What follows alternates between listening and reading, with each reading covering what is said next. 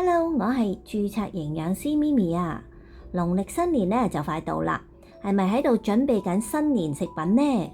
咁有冇諗過準備埋一啲新年期間飲嘅飲品啊？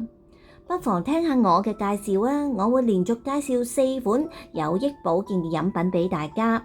因為呢過節嘅時候食物呢就好豐富，同埋呢都難免會比較油膩啲嘅，所以揀翻杯合適嘅茶飲其實都相當之好㗎。第一款我會介紹嘅就係我都成日喺屋企飲㗎，就係抹茶啦。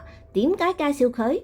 抹茶粉嚟嘅啫噃，會好過飲一杯新鮮泡嘅茶葉茶咩？唔好睇小抹茶粉啊！其實佢係原片葉好小心咁處理製成粉末，所以飲抹茶係連葉都飲埋落肚啊！葉入面嘅抗氧化物 EGCG 呢個兒茶素非常之高，可以保護身體細胞，減低破壞。